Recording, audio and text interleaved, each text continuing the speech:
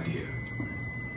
And then that they called the next television, the group of characters, and the next group, and the next group. Next thing you know, we were down on the street with like 100 characters, and we're all singing "We Are Family." Now, we had already sung an adult version, and we did a film with a great filmmaker who's actually won an Academy Award this year, Spike Lee. So we did an adult version. And even the adult version, as happy as it was, it still didn't, we didn't feel like it would resonate with children, like the thing that we did with Sesame Street. But anyway, to try and speed the story up. So after we recorded these two versions, we still didn't know what to do with them. You know, you have to get distribution, you have to get it out to the people. So we got some kind of early partnership with Federal Express, and we sent these videos out to every single school in America free. It was a big undertaking because, believe it or not, the United States government didn't even know where all the schools were. We actually had to put the database together ourselves. We created that database, so now you know where they all are. So what we did was, at that time, we were being reactive because so many negative things were happening in America as a result of the greatest tragedy that we had ever seen, that had ever befallen our country, since, I guess, Pearl Harbor. And we didn't want to just be reactive. You know, musicians are really great at being there for people very quickly because we can do what we do fast. You know, I could just pick up this thing and start going, Africa, you know. And that seemed to become the default mechanism of how to address any kind of tragedy. But see, I was involved in Live Aid. If you go back and see the beginning of Madonna's career, you'll see that I'm like the guy playing guitar up there, and, you know, and way back in 1985. And we learned a lot from Live Aid because you can raise money, but if you don't have a great on-the-ground strategic plan, you're just raising money and you don't have any real intelligent way to distribute it.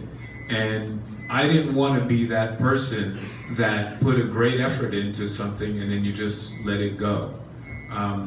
So somebody asked me in one of the early interviews, they said, well, what are you guys at We Are Family gonna do? And we really didn't know. So I just said off the top of my head, well, I want the foundation to be as well known as the song. Because one thing I did know, that in most countries that I perform in, we play the song We Are Family and most people can sing it. I thought, oh, that's pretty cool. And I was just making it up. I didn't really think it would be a viable objective, but it sounded as reasonable as anything else because it was all weird to me. But then as we started to get smarter, as more intelligent people started to come into our lives, as people from the United Nations would come into our lives, people from UNICEF would come into our lives, people from other NGOs all around the world would come into our lives, we all of a sudden had a brainstorm. Not only did we meet Maddie, who was a super important part of the beginning of the organization, but it didn't go unnoticed that he was only 11. And we thought, if an 11-year-old could be so powerful and so positive, maybe that's what we should concentrate on. We shouldn't think about, you know, little kids just not being afraid, because kids are gonna be afraid and they get over it. I used to be afraid and I got over it. We started to think about people like Maddie, people who are actually doing something, things that are sustainable. We wanted to be able to amplify their voices, and it made us start to think. We became proactive instead of reactive. We came up with the concept of 3.dash. We decided that we were gonna reinvent, boy, talk about having lofty goals. We were gonna reinvent the peace sign. We were gonna take this antiquated language, the The Morse code, I was going to say the Dewey Decimal System. Woo, I was really going old school for a moment.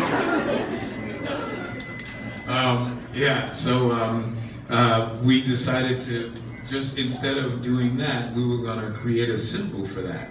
We were going to take Morse code for the letter V, and that would be the new peace. And it seemed to work, and every year it got better and better and better. And then we started to take a lot of advice from the GTLs themselves, and that was what really catapulted this foundation, this organization, to the stratosphere. Now we have 2 former GTLs that are actually on our board, which is amazing to me. Wait a minute, you guys are supposed to clap for that. No, that's amazing, and they're incredible. I want to wrap up with that. I just want to say that I'm so proud of you. When I was listening to everybody's projects this year, you know, every year it just gets more and more incredible. The one thing that I am super proud of is when we first started out, we didn't have the ratio of females to males that we have now. And they weren't, no, trust me, it's a great thing. Yo, come on.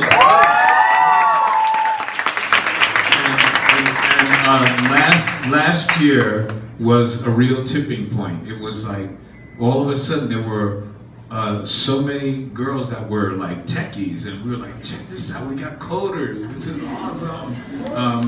And they were just doing, it was what we wanted to see happen. We wanted to see you guys represent what I hope is a very accurate vision of how the world is shifting.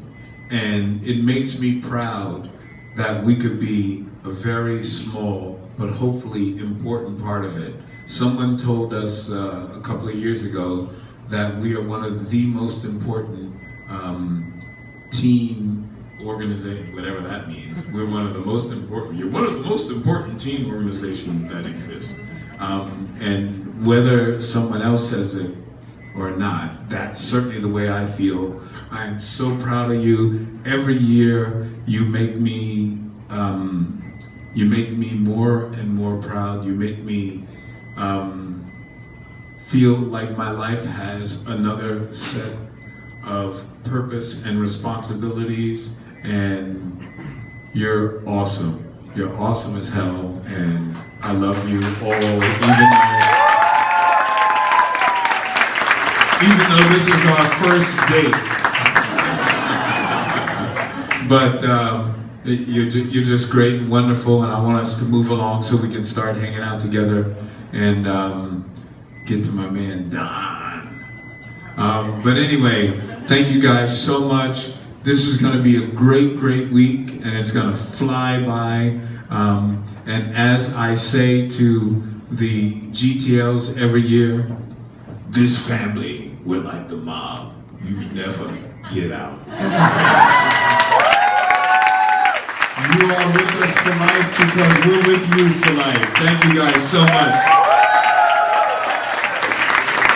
Keep it going for Nile Rodgers. Please welcome to the mic our chief facilitator.